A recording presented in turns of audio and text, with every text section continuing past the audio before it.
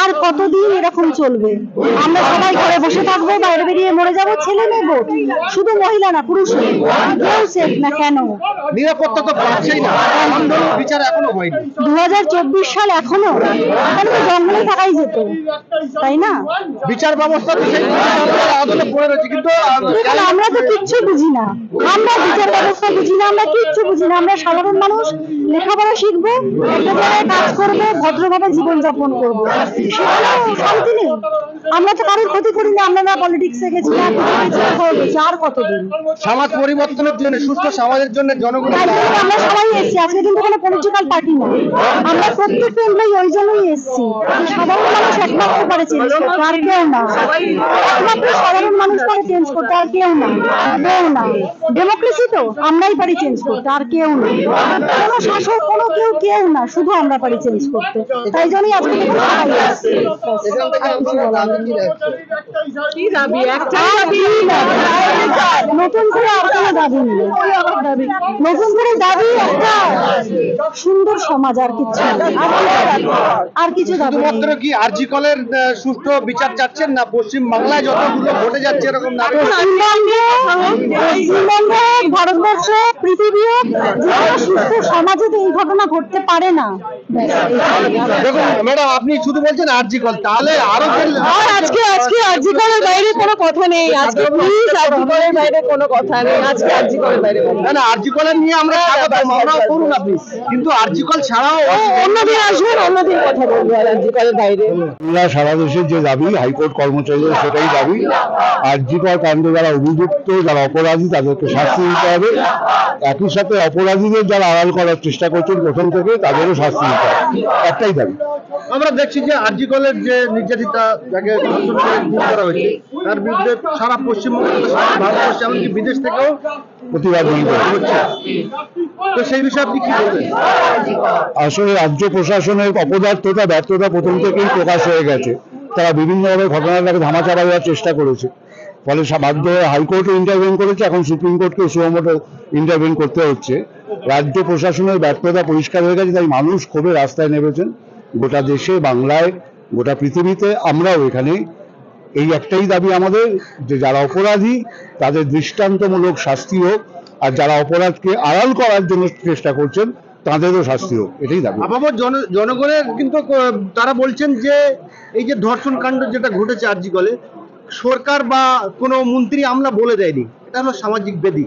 কিন্তু যখন এরকম কিছু ঘটে যায়, সরকারি হাসপাতালে, কর্মস্থলের মধ্যে, কলকাতা হাইকোর্টে এত মহিলা কর্মচারী বেরিয়ে এসছেন কেন? এটা বনে বাজারে জঙ্গলে হয়নি।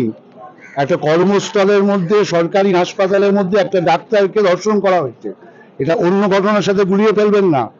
এই মহিলা কর্মচারী বেরিয়ে এসছেন, এদের বাড়ি খোঁজ না, তুই অফিসে আছিস তো? কারণ তারা মনে করেন অফিসটা নিরাপদ জায়গা। এবার অফিসের মধ্যে যদি ঘটনা ঘটে, তাহলে ধিক্কার জানাবো কাকে আমরা? সেটাই আমি বলছিলাম। তো এইরকমই যখন ঘটনা ঘটে যাচ্ছে, আমরা দেখতে পাচ্ছি যে বর্তমানে স্লোগান চালাও। হ্যাঁ, শাসক দলের কিছু নেতা মন্ত্রী, এমনকি স্বয়ং মুখ্যমন্ত্রী সেই অপরাধীর পাশে দাঁড়িয়ে যাচ্ছেন। কি বলবেন? দেখুন, আমরা তো সরকারি কর্মচারী, আমরা ওইভাবে বলবো না। আমরা যেটুকু বুঝি যে আমাদের মতোই ঘরে একটা সন্তান হারিয়েছে, ফলে তার অপরাধীরা শাস্তি হোক। মুখ্যমন্ত্রী নিজেই স্বাস্থ্য দপ্তরের দায়িত্বে, তিনি স্বরাষ্ট্র দপ্তরের দায়িত্বে, আর এই দুটো দপ্তরের ব্যর্থতা প্রমাণিত হয়ে গেছে। ফলে মুখ্যমন্ত্রী এই দায়িত্ব গ্রহণ করা উচিত, এটুকুই আমরা বলবো।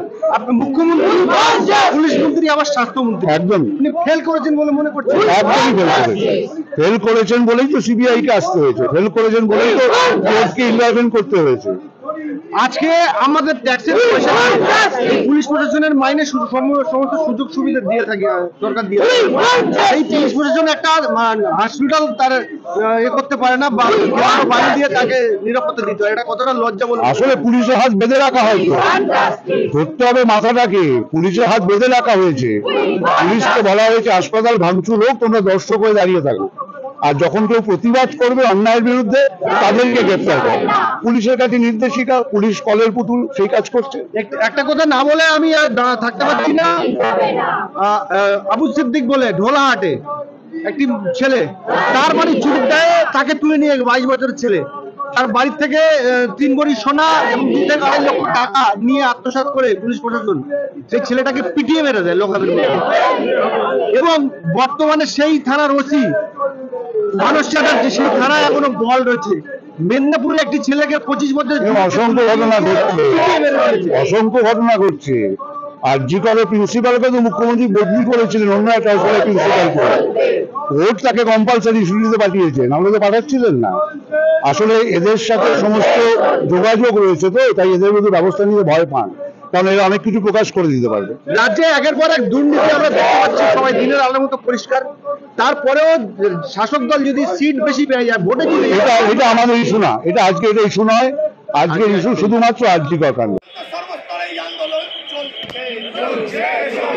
We want justice. We want justice. We want justice. We want justice. And justice for Arjikor. Justice for Arjikor. And justice for Arjikor. Justice for Arjikor. এই সকল মানুষের একটাই স্বর, justice for Arjikor. Justice for Arjikor.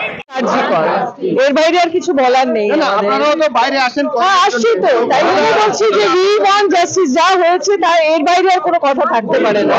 একটাই কথা আমাদের, we want justice. আর কতদিন, আর কতদিন এরকম চলবে? আমরা সবাই ঘরে বসে থাকবো, বাইরে বেরিয়ে মরে যাবো, ছেলে মেয়ে ভোট, শুধু মহিলা না পুরুষ কেউ সেফ না। কেন? নিরাপত্তা তো পাচ্ছেই না, আন্দোলন বিচার এখনো হয়নি। 2024 সাল এখনো, এখানে তো জঙ্গলে থাকাই যেত, তাই না? বিচার ব্যবস্থা তো সেই আদালতে পড়ে রয়েছে, কিন্তু দেখুন, আমরা তো কিচ্ছু বুঝি না, আমরা বিচার ব্যবস্থা বুঝি না, আমরা কিচ্ছু বুঝি না। আমরা সাধারণ মানুষ, লেখাপড়া শিখবো, একটা জায়গায় কাজ করবো, ভদ্রভাবে জীবনযাপন করবো, সেখানে শান্তি নেই। আমরা তো কারোর ক্ষতি করি না, আমরা না পলিটিক্সে গেছি না গেছি। আর কতদিন? সমাজ পরিবর্তনের জন্য, সুস্থ সমাজের জন্য জনগণ তাই জন্য আমরা সবাই এসেছি। আজকে কিন্তু কোনো পলিটিক্যাল পার্টি না, আমরা প্রত্যেকটা এমপ্লয়ি ওই জন্যই এসেছি। সাধারণ মানুষ একমাত্র পারে চেঞ্জ করতে, আর কেউ না। একমাত্র সাধারণ মানুষ পারে চেঞ্জ করতে, আর কেউ না, কেউ না। ডেমোক্রেসি তো আমরাই পারি চেঞ্জ করতে, আর কেউ না। কোনো শাসক, কোনো কেউ না, শুধু আমরা পারি চেঞ্জ করতে। তাই জন্যই আজকে কিন্তু সবাই এসেছি। আর কিছু বলার নেই। কি দাবি? একটাই আর দাবি। কি দাবি? নতুন করে আর কোনো দাবি নেই। নতুন করে দাবি একটা সুন্দর সমাজ, আর কিছু না। আর কিছু দাবি নেই। শুধুমাত্র কি আরজি কলের সুষ্ঠু বিচার চাচ্ছেন, না পশ্চিম বাংলায় যতগুলো ঘটে যাচ্ছে এরকম না? পশ্চিমবঙ্গে, ভারতবর্ষ, পৃথিবীও যে কোনো সুস্থ সমাজে তো এই ঘটনা ঘটতে পারে না। দেখুন ম্যাডাম, আপনি শুধু বলছেন আরজি কল, তাহলে আরো আর আজকে আরজিকরের বাইরে কোনো কথা নেই। আজকে প্লিজ আরজিকরের বাইরে কোনো কথা নেই। আজকে আরজিকরের বাইরে কোনো কথা না, আরজি কলের নিয়ে আমরা আমরাও করুন আপনি, কিন্তু আরজি কল ছাড়াও নেই। অন্যদিন আসবেন, অন্যদিন কথা বলবো। আর আরজিকরের বাইরে বাংলা সারা দেশের যে দাবি, হাইকোর্ট কর্মচারীদের সেটাই দাবি। আরজি কর কাণ্ড যারা